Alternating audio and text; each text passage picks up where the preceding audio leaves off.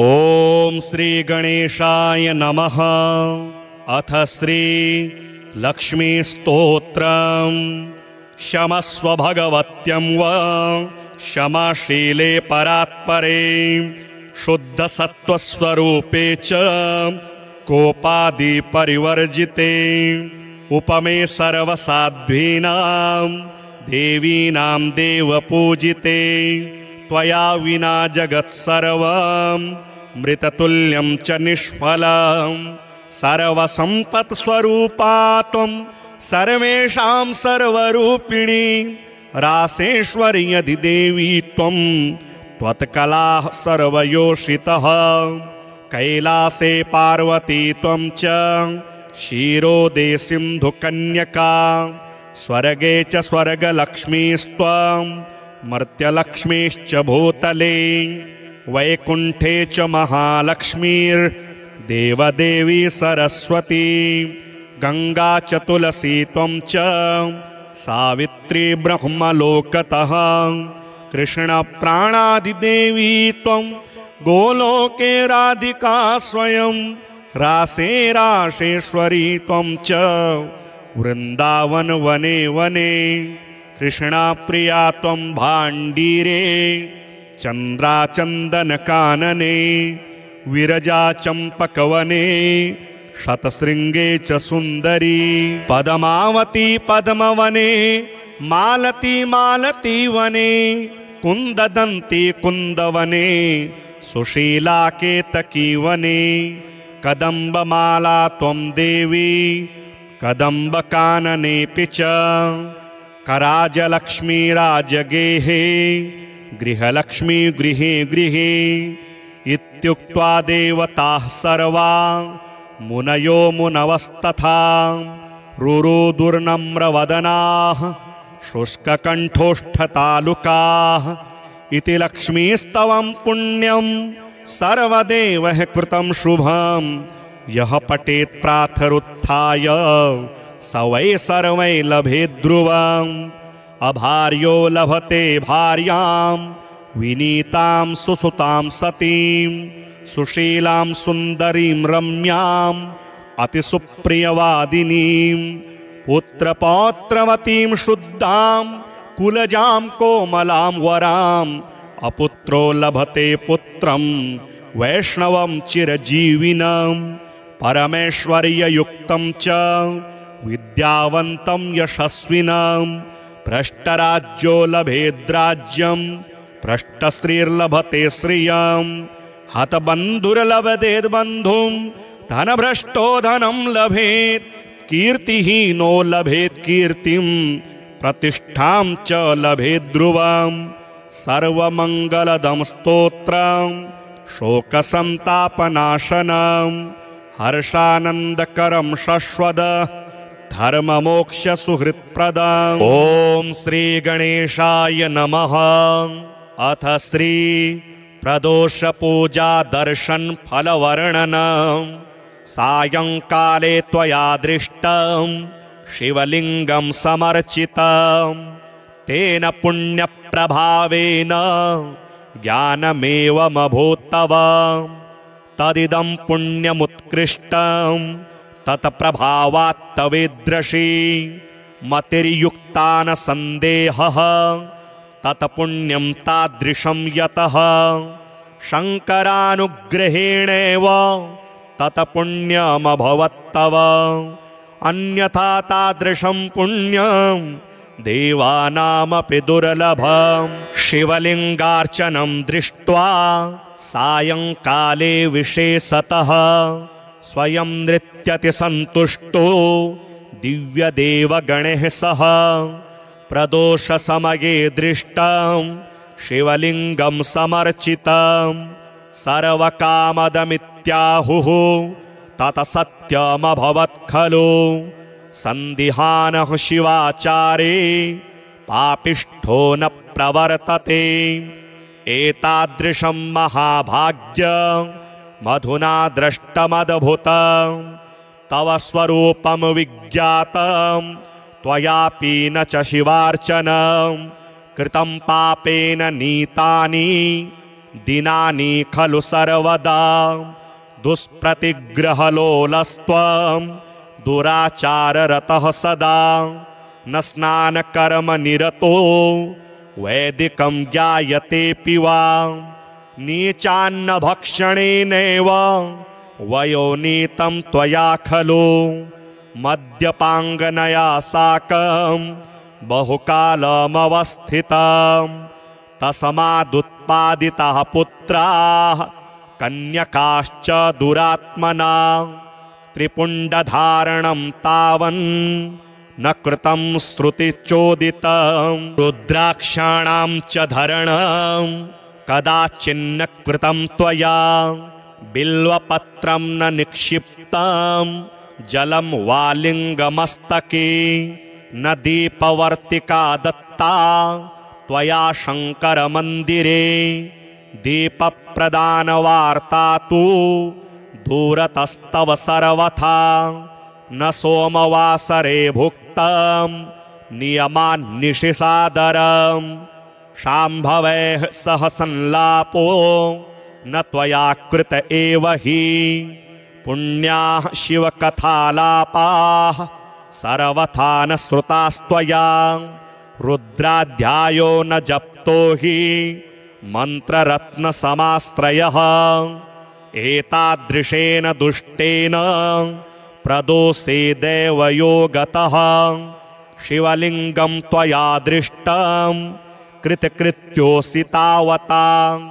शिवलिङ्गं न दृष्टं चेत् सायङ्काले त्वया तदा आकल्पं नरकात् घोरात् प्रच्यवस्ते कथं भवेत् शिवाचारविहीनानां नरकात् निर्गमा कथं पुत्रादिभिः सहावासो नरकेष्वेव कोटिशः जन्मोत्तरं वा सततं शिवमर्चय सादरं जातिस्मरत्वं सम्प्राप्य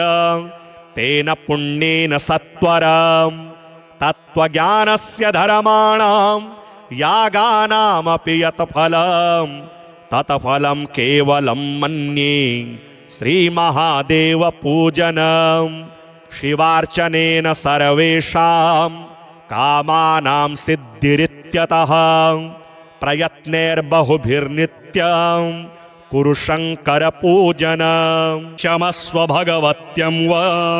क्षमाशीले परात्परे शुद्धसत्त्वस्वरूपे च कोपादिपरिवर्जिते उपमे सर्वसाध्वीनां देवीनां देवपूजिते त्वया विना जगत्सर्वं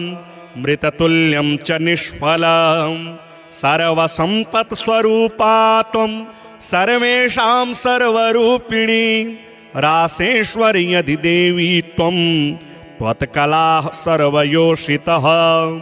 कैलासे पार्वती त्वं च क्षीरोदे सिन्धुकन्यका स्वर्गे च स्वर्गलक्ष्मीस्त्वं मर्त्यलक्ष्मीश्च भूतले वैकुण्ठे च महालक्ष्मीर्देवदेवी सरस्वती गंगा च तुलसी त्वं च सावित्री ब्रह्मलोकतः कृष्णप्राणादिदेवी त्वं गोलोके राधिका स्वयं रासे राशेश्वरी त्वं च वृंदावन वने वने कृष्णाप्रिया त्वं भाण्डीरे चन्द्राचन्दनकानने विरजा चम्पकवने शतशृङ्गे च सुन्दरी पद्मावती पद्मवने मालती मालती वने कुन्ददन्ती कुन्दवने सुशीला केतकी वने कदम्बमाला त्वं देवी कदम्बकाननेऽपि च कराजलक्ष्मी राजगेहे गृहलक्ष्मी गृहे गृहे इत्युक्त्वा देवताः सर्वा मुनयो मुनवस्तथा रुरुदुर्नम्रवदनाः शुष्ककण्ठोष्ठतालुकाः इति लक्ष्मीस्तवं पुण्यं सर्वदेवः कृतं शुभं यः पठेत् प्रातरुत्थाय स वै सर्वै लभेत् ध्रुवम् अभार्यो लभते भार्यां विनीतां सुसुतां सतीं सुशीलां सुन्दरीं रम्याम् अतिसुप्रियवादिनीं पुत्रपौत्रवतीं शुद्धां कुलजां कोमलां वराम् अपुत्रो लभते पुत्रं वैष्णवं चिरजीविनं परमेश्वर्ययुक्तं च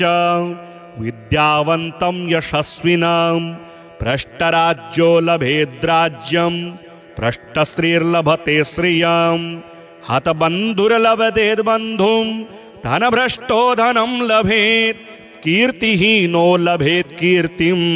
प्रतिष्ठां च लभेत् ध्रुवम् सर्वमङ्गलदं स्तोत्रं शोकसन्तापनाशनं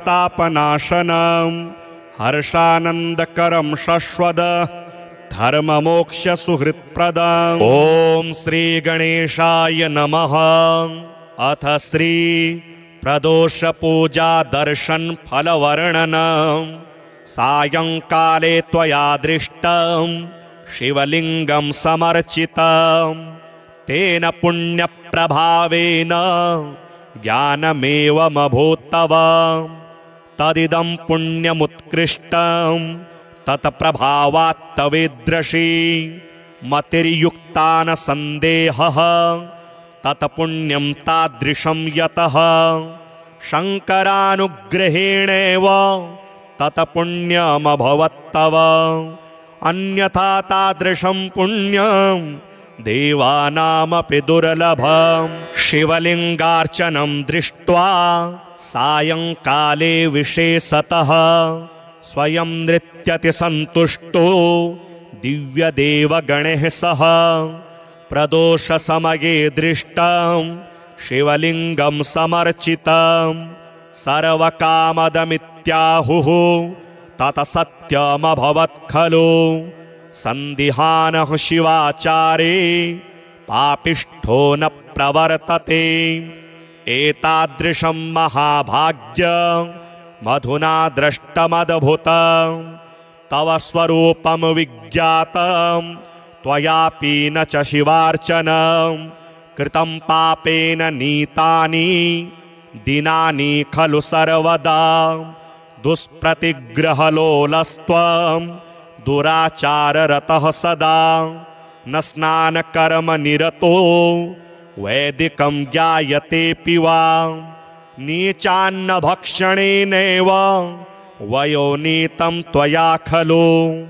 मद्यपाङ्गनया साकं बहुकालमवस्थितं तस्मादुत्पादिताः पुत्राः कन्यकाश्च दुरात्मना त्रिपुण्डधारणं तावन् न कृतं श्रुतिचोदितं रुद्राक्षाणां च धरणं कदाचिन्न कृतं त्वया बिल्वपत्रं न निक्षिप्तं जलं वा लिङ्गमस्तके न दीपवर्तिका दत्ता त्वया शङ्करमन्दिरे दीपप्रदानवार्ता तु दूरतस्तव सर्वथा न सोमवासरे भुक्तं नियमान्निशिसादरं शाम्भवैः सह संलापो न त्वया कृत एव हि पुण्याः शिवकथालापाः सर्वथा न श्रुतास्त्वया रुद्राध्यायो न जप्तो हि मन्त्ररत्नसमाश्रयः एतादृशेन दुष्टेन प्रदोषे देवयो गतः शिवलिङ्गं त्वया दृष्टं कृतकृत्योऽसि तावता शिवलिङ्गं न दृष्टं चेत् सायंकाले त्वया तदा आकल्पं नरकात् घोरात् प्रच्यवस्ते कथं भवेत् शिवाचारविहीनानां नरकात् निर्गमा कथं पुत्रादिभिः सहावासो नरकेष्वेव कोटिशः जन्मोत्तरं वा सततं शिवमर्चय सादरं जातिस्मरत्वं सम्प्राप्य तेन पुण्येन सत्वरं तत्त्वज्ञानस्य धर्माणां यागानामपि यत् फलं तत्फलं केवलं मन्ये श्रीमहादेवपूजनं शिवार्चनेन सर्वेषां कामानां सिद्धिरित्यतः प्रयत्नैर्बहुभिर्नित्यं कुरु शङ्करपूजनं क्षमस्व भगवत्यं वा क्षमाशीले परात्परे शुद्धसत्त्वस्वरूपे च कोपादि परिवर्जिते उपमे सर्वसाध्वीनां देवीनां देवपूजिते त्वया विना जगत्सर्वं मृततुल्यं च निष्फलं सर्वसम्पत्स्वरूपा त्वं सर्वेषां सर्वरूपिणी रासेश्वर्यधिदेवी त्वं त्वत्कलाः सर्वयोषितः कैलासे पार्वती त्वं च क्षीरोदे सिन्धुकन्यका स्वर्गे च स्वर्गलक्ष्मीस्त्वं मर्त्यलक्ष्मीश्च भूतले वैकुण्ठे च महालक्ष्मीर्देवदेवी सरस्वती गंगा च तुलसी त्वं च सावित्री ब्रह्मलोकतः कृष्णप्राणादिदेवी त्वं गोलोके राधिका स्वयं रासे राशेश्वरी त्वं च वृंदावन वने वने कृष्णाप्रिया त्वं भाण्डीरे चन्द्राचन्दनकानने विरजा चम्पकवने शतशृङ्गे च सुन्दरी पद्मावती पद्मवने मालती मालती वने कुन्ददन्ती कुन्दवने सुशीला केतकी वने कदम्बमाला त्वं देवी कदम्बकाननेऽपि च कराजलक्ष्मी राजगेहे गृहलक्ष्मी गृहे गृहे इत्युक्त्वा देवताः सर्वा मुनयो मुनवस्तथा रुरुदुर्नम्रवदनाः शुष्ककण्ठोष्ठतालुकाः इति लक्ष्मीस्तवं पुण्यं सर्वदेवः कृतं शुभं यः पठेत् प्रातरुत्थाय स वै सर्वै लभेत् ध्रुवम् अभार्यो लभते भार्यां विनीतां सुसुतां सतीं सुशीलां सुन्दरीं रम्यां अतिसुप्रियवादिनीं पुत्रपौत्रवतीं शुद्धां कुलजां कोमलां वराम् अपुत्रो लभते पुत्रं वैष्णवं चिरजीविनं परमेश्वर्ययुक्तं च विद्यावन्तं यशस्विनं भ्रष्टराज्यो लभेद्राज्यं भ्रष्टश्रीर्लभते श्रियं हतबन्धुर्लभतेद्बन्धुं धनभ्रष्टो धनं लभेत् कीर्तिहीनो लभेत् कीर्तिं प्रतिष्ठां च लभेत् ध्रुवं सर्वमङ्गलदं स्तोत्रं शोकसन्तापनाशनं हर्षानन्दकरं शश्वद धर्ममोक्षसुहृत्प्रदम् ॐ श्रीगणेशाय नमः। अथ श्री प्रदोषपूजा दर्शन फलवर्णनं सायंकाले त्वया दृष्टं शिवलिंगं समर्चितं तेन पुण्यप्रभावेन ज्ञानमेवमभूत्तव तदिदं पुण्यमुत्कृष्टं तत्प्रभावात्तवेदृशी मतिर्युक्ता न सन्देहः तत्पुण्यं तादृशं यतः शङ्करानुग्रहेणेव तत्पुण्यमभवत्तव अन्यथा तादृशं पुण्यं देवानामपि दुर्लभं शिवलिङ्गार्चनं दृष्ट्वा सायंकाले विशेषतः स्वयं नृत्यति सन्तुष्टो दिव्यदेवगणैः सह प्रदोषसमये दृष्टं शिवलिङ्गं समर्चितं सर्वकामदमित्याहुः तत्सत्यमभवत् खलु सन्दिहानः शिवाचारे पापिष्ठो न प्रवर्तते एतादृशं महाभाग्यं मधुना दृष्टमद्भुतं तव स्वरूपं विज्ञातं त्वयापि न च शिवार्चनं कृतं पापेन नीतानि दिनानि खलु सर्वदा दुष्प्रतिग्रहलोलस्त्वं दुराचाररतः सदा न स्नानकर्मनिरतो वैदिकं ज्ञायतेऽपि वा नीचान्नभक्षणेनैव वयोनीतं त्वया खलु मद्यपाङ्गनया साकं बहुकालमवस्थितं तस्मादुत्पादिताः पुत्राः कन्यकाश्च दुरात्मना त्रिपुण्डधारणं तावन् न कृतं श्रुतिचोदितं रुद्राक्षाणां च धरणं कदाचिन्न कृतं त्वया बिल्वपत्रं न निक्षिप्तं जलं वालिङ्गमस्तके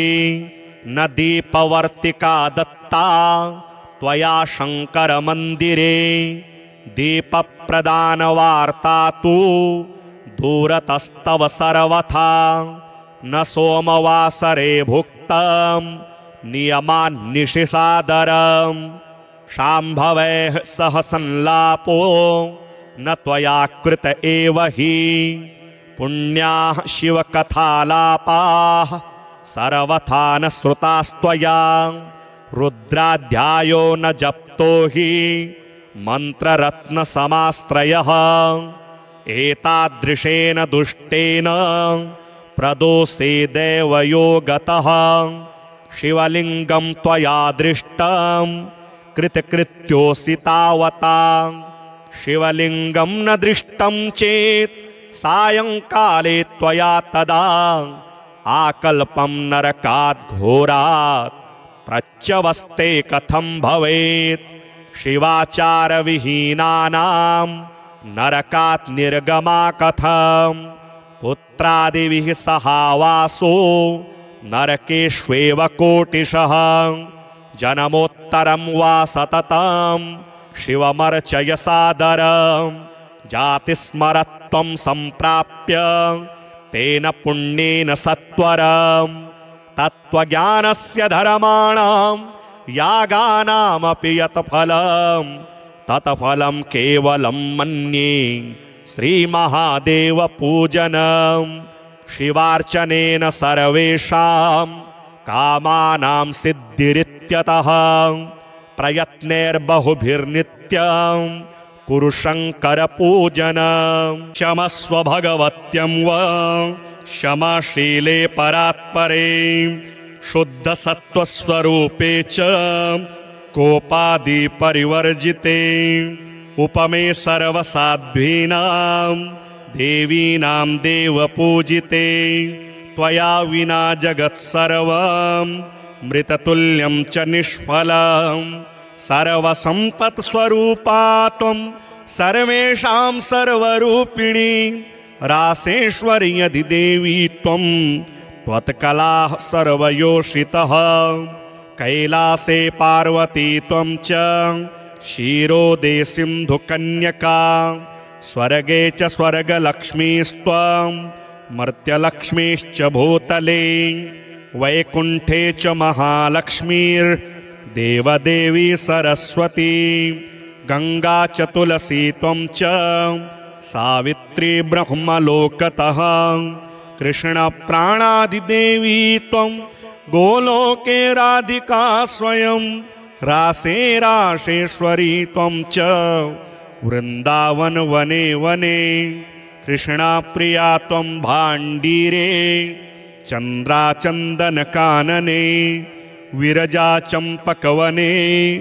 शतशृङ्गे च सुन्दरी पद्मावती पद्मवने मालती मालती वने कुन्ददन्ती कुन्दवने सुशीला केतकी वने कदम्बमाला त्वं देवी कदम्बकाननेऽपि च कराजलक्ष्मी राजगेहे गृहलक्ष्मी गृहे गृहे इत्युक्त्वा देवताः सर्वा मुनयो मुनवस्तथा रुरुदुर्नम्रवदनाः शुष्ककण्ठोष्ठतालुकाः इति लक्ष्मीस्तवं पुण्यं सर्वदेव कृतं शुभं यः पठेत् प्रातरुत्थाय स वै सर्वै लभेत् ध्रुवम् अभार्यो लभते भार्यां विनीतां सुसुतां सतीं सुशीलां सुन्दरीं रम्यां अतिसुप्रियवादिनीं पुत्रपौत्रवतीं शुद्धां कुलजां कोमलां वराम् अपुत्रो लभते पुत्रं वैष्णवं चिरजीविनं परमेश्वर्ययुक्तं च विद्यावन्तं यशस्विनं भ्रष्टराज्यो लभेद्राज्यं भ्रष्टश्रीर्लभते श्रियं हतबन्धुर्लभतेद्बन्धुं धनभ्रष्टो धनं लभेत् कीर्तिहीनो लभेत् कीर्तिं प्रतिष्ठां च लभेत् ध्रुवम् सर्वमङ्गलदं स्तोत्रं शोकसन्तापनाशनं हर्षानन्दकरं शश्वद धर्ममोक्षसुहृत्प्रदम् ॐ श्रीगणेशाय नमः। अथ श्री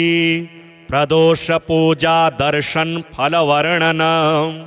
सायंकाले त्वया दृष्टं शिवलिंगं समर्चितं तेन पुण्यप्रभावेन ज्ञानमेवमभूत्तव तदिदं पुण्यमुत्कृष्टं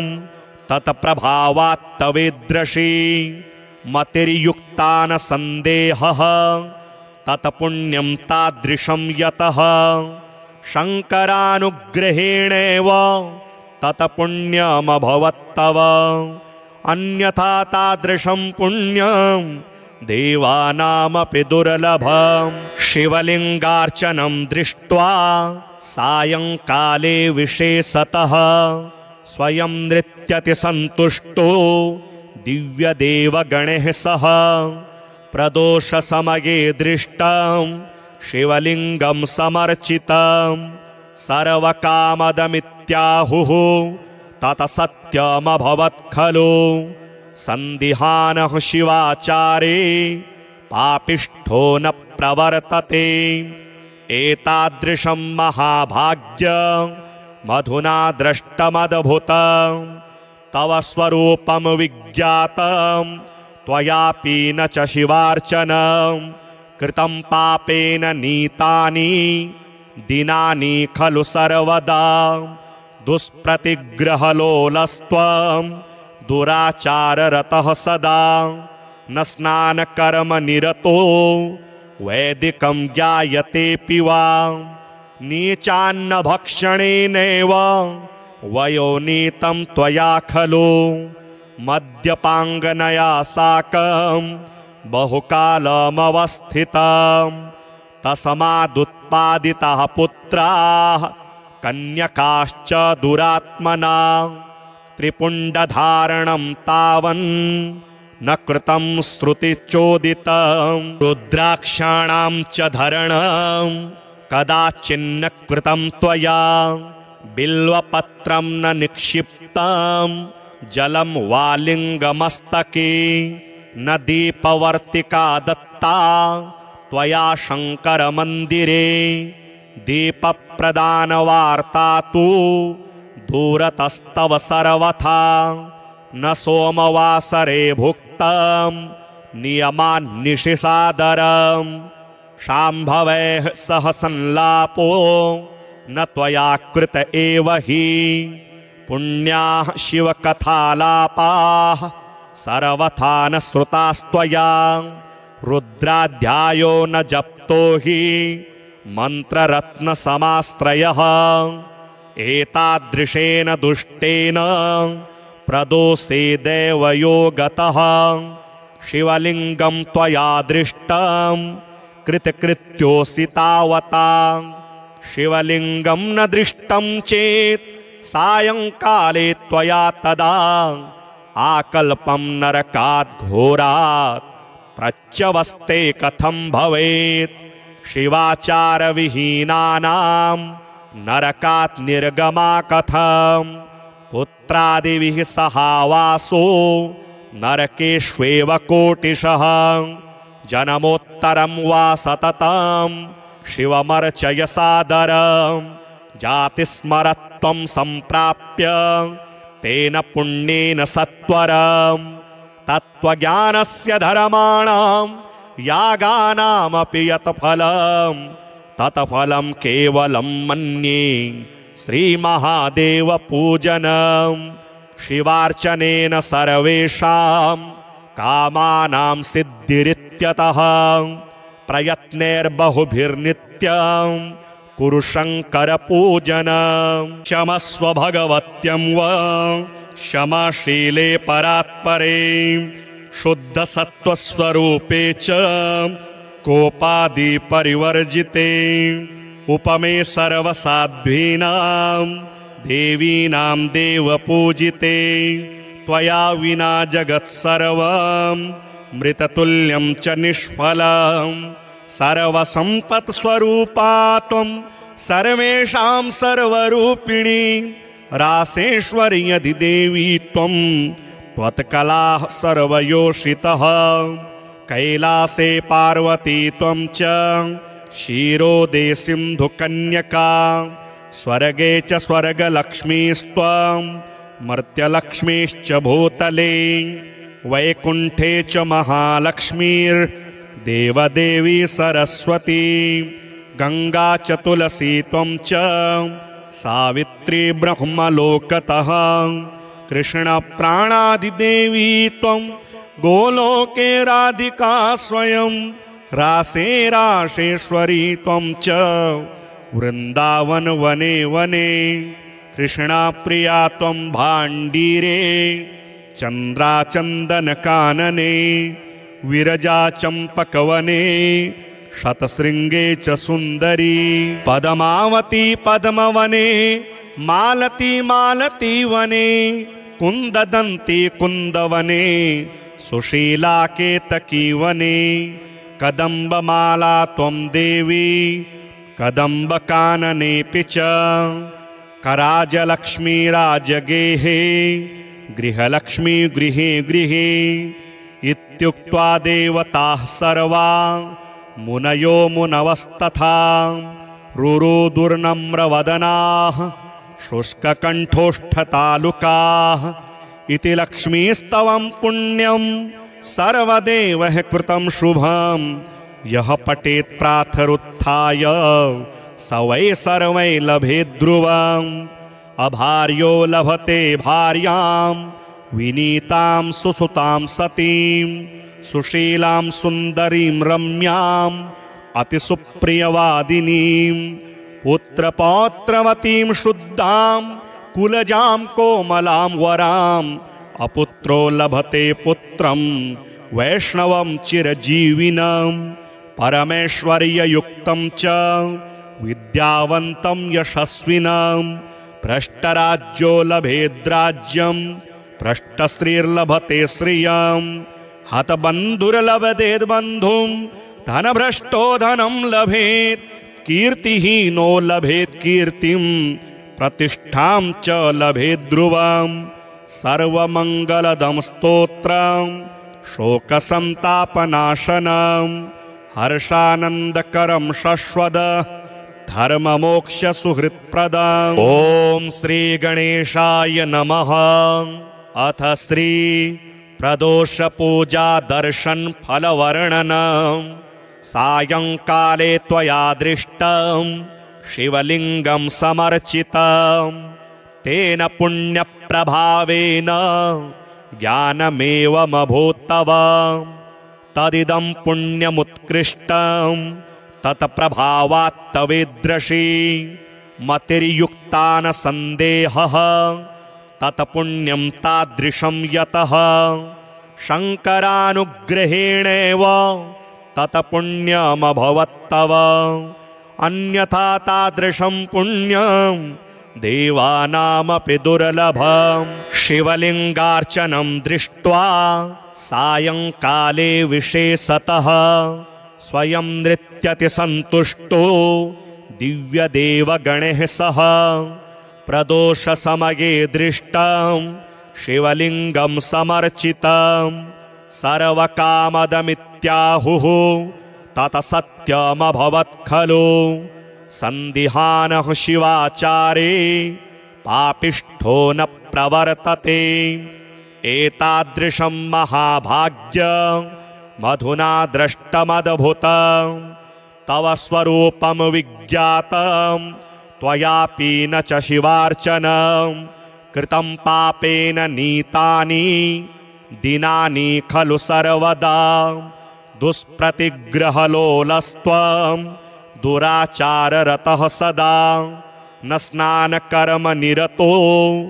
वैदिकं ज्ञायतेऽपि वा नीचान्नभक्षणेनैव वयोनीतं त्वया खलु मद्यपाङ्गनया साकं बहुकालमवस्थितं तस्मादुत्पादिताः पुत्राः कन्यकाश्च दुरात्मना त्रिपुण्डधारणं तावन् न कृतं श्रुतिचोदितं रुद्राक्षाणां च धरणं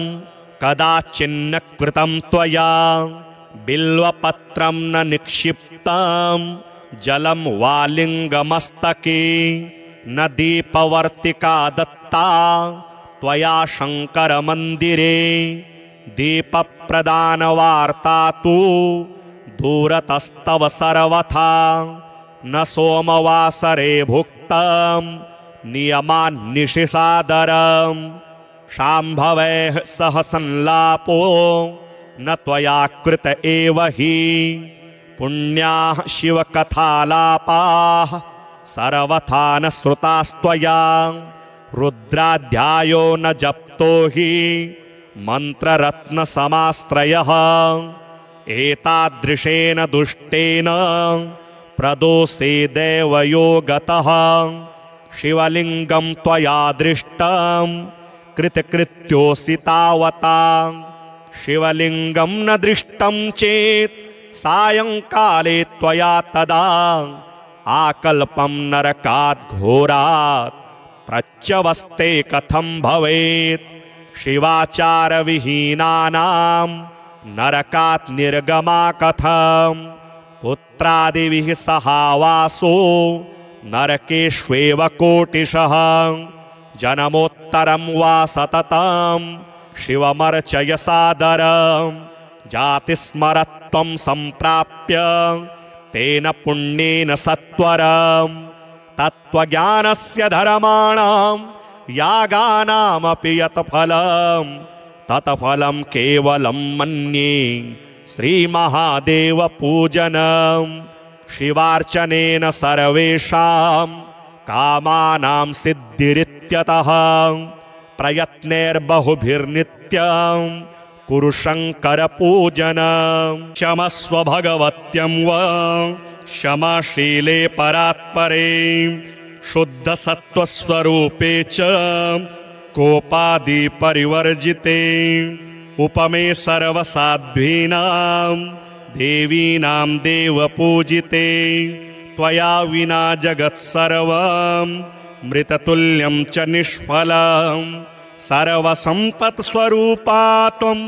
सर्वेषां सर्वरूपिणी रासेश्वरी यदिदेवी त्वं त्वत्कलाः सर्वयोषितः कैलासे पार्वती त्वं च क्षीरोदे सिन्धुकन्यका स्वर्गे च स्वर्गलक्ष्मीस्त्वं मर्त्यलक्ष्मीश्च भूतले वैकुण्ठे च महालक्ष्मीर्देवदेवी सरस्वती गङ्गा च तुलसी त्वं च सावित्री ब्रह्मलोकतः कृष्णप्राणादिदेवी त्वं गोलोके राधिका स्वयं रासे राशेश्वरी त्वं च वृन्दावन वने वने कृष्णाप्रिया त्वं भाण्डीरे चन्द्राचन्दनकानने विरजा चम्पकवने शतशृङ्गे च सुन्दरी पद्मावती पद्मवने मालती मालती वने कुन्ददन्ती कुन्दवने सुशीला केतकी वने कदम्बमाला त्वं देवी कदम्बकाननेऽपि च कराजलक्ष्मीराजगेहे गृहलक्ष्मी गृहे गृहे इत्युक्त्वा देवताः सर्वा मुनयो मुनवस्तथा रुरुदुर्नम्रवदनाः शुष्ककण्ठोष्ठतालुकाः इति लक्ष्मीस्तवं पुण्यं सर्वदेवः कृतं शुभं यः पठेत् प्रातरुत्थाय स वै सर्वै लभेत् ध्रुवम् अभार्यो लभते भार्यां विनीतां सुसुतां सतीं सुशीलां सुन्दरीं रम्यां अतिसुप्रियवादिनीं पुत्रपौत्रवतीं शुद्धां कुलजां कोमलां वराम् अपुत्रो लभते पुत्रं वैष्णवं चिरजीविनं परमेश्वर्ययुक्तं च विद्यावन्तं यशस्विनं भ्रष्टराज्यो लभेद्राज्यं भ्रष्टश्रीर्लभते श्रियं हतबन्धुर्लभतेद्बन्धुं धनभ्रष्टो धनं लभेत् कीर्तिहीनो लभेत् कीर्तिं प्रतिष्ठां च लभेत् ध्रुवम् सर्वमङ्गलदं स्तोत्रं शोकसन्तापनाशनं हर्षानन्दकरं शश्वद धर्ममोक्षसुहृत्प्रदम् ॐ श्रीगणेशाय नमः। अथ श्री प्रदोषपूजा दर्शन फलवर्णनं सायंकाले त्वया दृष्टं शिवलिंगं समर्चितं तेन पुण्यप्रभावेन ज्ञानमेवमभूत्तव तदिदं पुण्यमुत्कृष्टं तत्प्रभावात् तवेदृशी मतिर्युक्ता न सन्देहः तत्पुण्यं तादृशं यतः शङ्करानुग्रहेणेव तत्पुण्यमभवत्तव अन्यथा तादृशं पुण्यं देवानामपि दुर्लभम् शिवलिंगार्चनं दृष्ट्वा सायंकाले विशेषतः स्वयं नृत्यति सन्तुष्टो दिव्यदेवगणैः सह प्रदोषसमये दृष्टं शिवलिंगं समर्चितं सर्वकामदमित्याहुः तत्सत्यमभवत् खलु सन्दिहानः शिवाचारे पापिष्ठो न प्रवर्तते एतादृशं महाभाग्यं मधुना दृष्टमद्भुतं तव स्वरूपं विज्ञातं त्वयापि न च शिवार्चनं कृतं पापेन नीतानि दिनानि खलु सर्वदा दुष्प्रतिग्रहलोलस्त्वं दुराचाररतः सदा न स्नानकर्मनिरतो वैदिकं ज्ञायतेऽपि वा नीचान्न भक्षणेनैव वयोनीतं त्वया खलु मद्यपाङ्गनया साकं बहुकालमवस्थितं तस्मादुत्पादिताः पुत्राः कन्यकाश्च दुरात्मना त्रिपुण्डधारणं तावन् न कृतं श्रुतिचोदितं रुद्राक्षाणां च धरणं कदाचिन्न कृतं त्वया बिल्वपत्रं न निक्षिप्तं जलं वालिङ्गमस्तके न दीपवर्तिका दत्ता त्वया शङ्करमन्दिरे दीपप्रदानवार्ता तु दूरतस्तव सर्वथा न सोमवासरे भुक्तं नियमान्निशिसादरं शाम्भवैः सह संलापो न त्वया कृत एव हि पुण्याः शिवकथालापाः सर्वथा न श्रुतास्त्वया रुद्राध्यायो न जप्तो हि मन्त्ररत्नसमाश्रयः एतादृशेन दुष्टेन प्रदोषे देवयोगतः शिवलिंगं त्वया दृष्टं कृतकृत्योऽसि तावता शिवलिंगं न दृष्टं चेत् सायंकाले त्वया तदा आकल्पं नरकात् घोरात् प्रच्यवस्ते कथं भवेत् शिवाचारविहीनानां नरकात् निर्गमा कथं पुत्रादिभिः सहावासो नरकेष्वेव कोटिशः जन्मोत्तरं वा सततं शिवमर्चय सादरं जातिस्मरत्वं सम्प्राप्य तेन पुण्येन सत्वरं तत्त्वज्ञानस्य धर्माणां यागानामपि यत् फलं तत्फलं केवलं मन्ये श्रीमहादेवपूजनं शिवार्चनेन सर्वेषां कामानां सिद्धिरित्यतः प्रयत्नैर्बहुभिर्नित्यं कुरु शङ्करपूजनं क्षमस्व भगवत्यं वा क्षमाशीले परात्परे शुद्धसत्त्वस्वरूपे च कोपादिपरिवर्जिते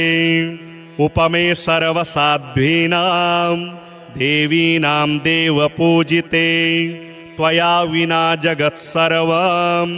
मृततुल्यं च निष्फलं सर्वसम्पत्स्वरूपा त्वं सर्वेषां सर्वरूपिणी रासेश्वर्यधिदेवी त्वं त्वत्कलाः सर्वयोषितः कैलासे पार्वती त्वं च क्षीरोदे सिन्धुकन्यका स्वर्गे च स्वर्गलक्ष्मीस्त्वं मर्त्यलक्ष्मीश्च भूतले वैकुण्ठे च महालक्ष्मीर्देवदेवी सरस्वती गंगा च तुलसी त्वं च सावित्री ब्रह्मलोकतः कृष्णप्राणादिदेवी त्वं गोलोके राधिका स्वयं रासे राशेश्वरी त्वं च वृन्दावन वने वने कृष्णाप्रिया त्वं भाण्डीरे चन्द्राचन्दनकानने विरजा चम्पकवने शतशृङ्गे च सुन्दरी पद्मावती पद्मवने मालती मालती वने कुन्ददन्ती कुन्दवने सुशीला केतकी वने कदम्बमाला त्वं देवी कदम्बकाननेऽपि च कराजलक्ष्मी राजगेहे गृहलक्ष्मी गृहे गृहे इत्युक्त्वा देवताः सर्वा मुनयो मुनवस्तथा रुरुदुर्नम्रवदनाः शुष्ककण्ठोष्ठतालुकाः इति लक्ष्मीस्तवं पुण्यं सर्वदेवैः कृतं शुभं यः पठेत् प्रातरुत्थाय स वै सर्वै लभेत् ध्रुवम् अभार्यो लभते भार्यां विनीतां सुसुतां सतीं सुशीलां सुन्दरीं रम्याम् अतिसुप्रियवादिनीं पुत्रपौत्रवतीं शुद्धां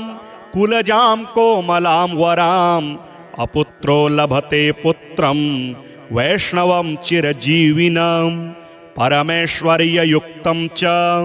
विद्यावन्तं यशस्विनं भ्रष्टराज्यो लभेद्राज्यं भ्रष्टश्रीर्लभते श्रियं हतबन्धुर्लभतेद्बन्धुं धनभ्रष्टो धनं लभेत् कीर्तिहीनो लभेत् कीर्तिं प्रतिष्ठां च लभेत् ध्रुवं सर्वमङ्गलदं स्तोत्रं शोकसन्तापनाशनं हर्षानन्दकरं शश्वद धर्ममोक्षसुहृत्प्रदम् ॐ श्रीगणेशाय नमः। अथ श्री प्रदोषपूजा दर्शन फलवर्णनं सायंकाले त्वया दृष्टं शिवलिंगं समर्चितं तेन पुण्यप्रभावेन ज्ञानमेवमभूत्तव तदिदं पुण्यमुत्कृष्टं तत्प्रभावात्तवेद्रशी मतिर्युक्ता न सन्देहः तत्पुण्यं तादृशं यतः शङ्करानुग्रहेणेव तत्पुण्यमभवत्तव अन्यथा तादृशं पुण्यं देवानामपि दुर्लभम् शिवलिङ्गार्चनं दृष्ट्वा सायंकाले विशेषतः स्वयं नृत्यति सन्तुष्टो दिव्यदेवगणैः सह प्रदोषसमये दृष्टं शिवलिङ्गं समर्चितं सर्वकामदमित्याहुः तत सत्यमभवत् खलु सन्दिहानः शिवाचारे पापिष्ठो न प्रवर्तते एतादृशं महाभाग्यं मधुना दृष्टमद्भुतं तव स्वरूपं विज्ञातं त्वयापि न च शिवार्चनं कृतं पापेन नीतानि दिनानि खलु सर्वदा दुष्प्रतिग्रहलोलस्त्वं दुराचाररतः सदा न स्नानकर्मनिरतो वैदिकं ज्ञायतेऽपि वा नीचान्न भक्षणेनैव वयोनीतं त्वया खलु मद्यपाङ्गनया साकं बहुकालमवस्थितं तस्मादुत्पादिताः पुत्राः कन्यकाश्च दुरात्मना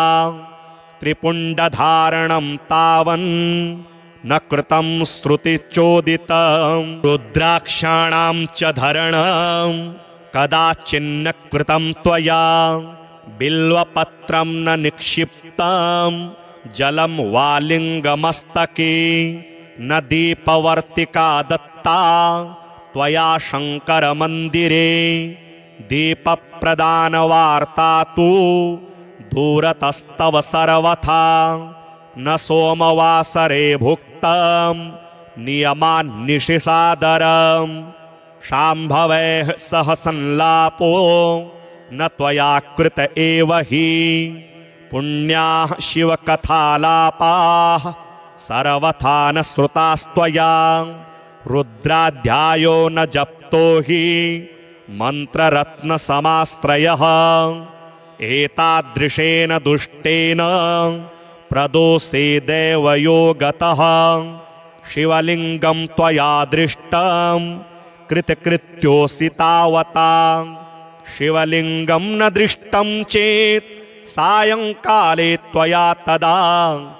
आकल्पं नरकात् घोरात् प्रच्यवस्ते कथं भवेत् शिवाचारविहीनानां नरकात् निर्गमा कथं पुत्रादिभिः सहावासो नरकेष्वेव कोटिशः जन्मोत्तरं वा सततं शिवमर्चय सादरं जातिस्मरत्वं सम्प्राप्य तेन पुण्येन सत्वरं तत्त्वज्ञानस्य धर्माणां यागानामपि यत् फलं तत्फलं केवलं मन्ये श्रीमहादेवपूजनं शिवार्चनेन सर्वेषां कामानां सिद्धिरित्यतः प्रयत्नैर्बहुभिर्नित्यं कुरु शङ्करपूजनम्।